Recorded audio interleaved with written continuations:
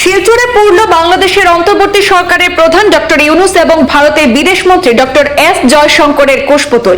Bangladesh issue নিয়ে কাছাড় কংগ্রেসের তীব্র প্রতিবাদ শিলচরে।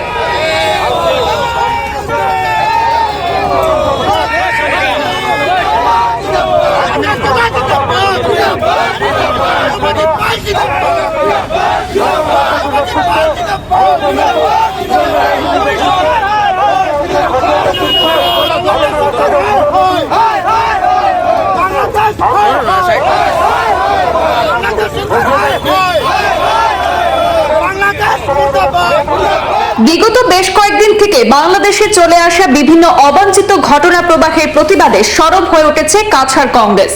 এ নিয়ে আজ শিলচরে তীব্র প্রতিবাদ সাব্যস্ত করল কাছাড় কংগ্রেসের কর্মকর্তারা।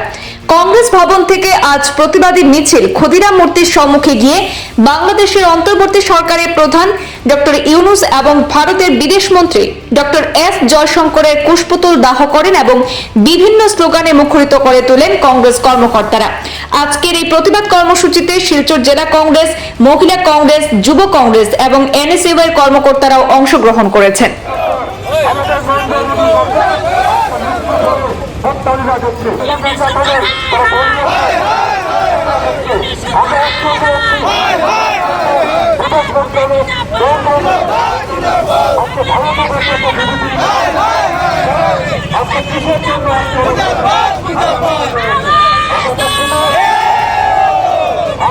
গত আগস্ট মাস থেকে আমরা দেখতে পেয়েছি যেভাবে শেখ হাসিনা সরকারের পতন হওয়ার পর থেকে মানে উগ্র মৌলবাদীর প্ররোচনায় বর্তমান যে অন্তর্বর্তীকালীন সরকার যে ডক্টর মোহাম্মদ ইউনূস ওনাদের চিফ অ্যাডভাইজার, ওনার নেতৃত্বে যখন বাংলাদেশ সরকার চলছে তখন থেকে আমরা দেখা যাচ্ছে যে আমরা সবসময় দেখতে পাই যেভাবে সংখ্যালঘু মানুষের উপর যেভাবে নির্মমভাবে অত্যাচার চালানো হচ্ছে, হিন্দু, খ্রিস্টান, বুদ্ধিস্ট প্রত্যেক সংখ্যালঘু ভাই বোনদের উপর যেভাবে অত্যাচার হচ্ছে, নির্মমভাবে অত্যাচার চলছে, মানুষের দোকানপাট লুট করা হচ্ছে, সাধু সন্তদেরকে গ্রেপ্তার করা হচ্ছে।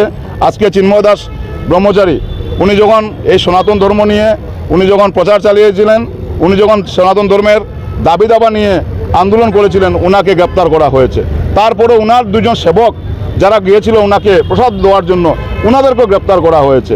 কিন্তু আমরা দেখেছি তারপরেও যে মানে বাংলাদেশের বর্তমান সরকার সেটা নিয়ে কোনো ধরনের কোনো ইনিশিয়েটিভ নেয়নি। বাংলাদেশের সরকার তাদেরকে মানে এখন পর্যন্ত মুক্তি দেওয়া হয়নি। সেটা নিয়ে আমরা ধিক্কার জানাই বাংলাদেশ সরকারকে, আমরা নিন্দা জানাই যে বাংলাদেশ যখন স্বাধীন হয়েছিল 1971 সালে তখন কিন্তু সর্বধর্মের সমন্বয়ে বাংলাদেশ স্বাধীন হয়েছিল। ওরা ভুললে চলবে না যে 1971 ইংরাজিতে প্রয়াত প্রধানমন্ত্রী ইন্দিরা গান্ধীর বলিষ্ঠ নেতৃত্বে পাকিস্তান থেকে বাংলাদেশ স্বাধীনতা লাভ করেছিল। আজকে সেই বাংলাদেশ গণতান্ত্রিক দেশ, সেই গণতান্ত্রিক দেশে যদি আজকে সংখ্যালঘুরা যদি নির্যাতিত হয় সেটা অত্যন্ত মানে দুঃখের ব্যাপার, নিন্দনীয় ব্যাপার। আমরা তীব্র ভাষায় নিন্দা জানাই। তৎসঙ্গে ভারতবর্ষের প্রধানমন্ত্রী যিনি নিজেকে নিজে বা ওনার দল যেভাবে ওনারা প্রচার করে থাকেন যে আজকে আমরা দেখেছি ইউক্রেন রাশিয়ার যখন যুদ্ধ চলছে তখন ভারতবর্ষের প্রধানমন্ত্রী পদক্ষেপ নিয়েছেন। কিন্তু দুঃখের বিষয় ভারতের মানে পার্শ্ববর্তী দেশ বাংলাদেশ, সেই বাংলাদেশে যখন এইভাবে এতদিন ধরে যখন সংখ্যালঘুদের উপর অত্যাচার চলছে কিন্তু বাংলাদেশ নিয়ে প্রধানমন্ত্রী কোনো একটা বিবৃতি আমরা দেখিনি, প্রধানমন্ত্রী কোনো এই ধরনের কোনো ব্যবস্থা নেননি।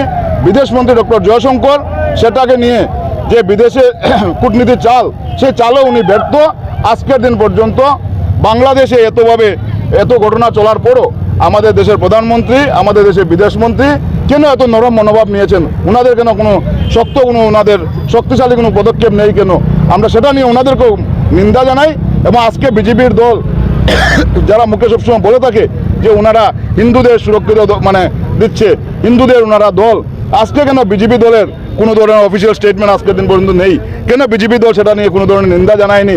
আজকে ওনারা যখন সনাতনী ঐক্যমঞ্চ, যেখানে প্রত্যেক সাধু সন্ত থেকে ধরে হিন্দু মা বোনরা মিলে যেমন একটা ঐক্যমঞ্চ গঠন করেছেন, যে ঐক্যমঞ্চ গঠন করা হয়েছে বাংলাদেশে এই ধরনের ঘটনার প্রতিবাদ জানাতে, সেখানে গিয়ে কেন বিজেপির কিছু বিধায়করা গিয়ে ওনারা নিজের অস্তিত্ব রক্ষা করছেন, কিন্তু ওনাদের দলের কেন কোনো আজকে পর্যন্ত কোনো ধরনের কোনো ব্যবস্থা নেয়নি? দল কেন আজকে পর্যন্ত ওনারা বাংলাদেশ চলো অভিযানে কেন যাবেন?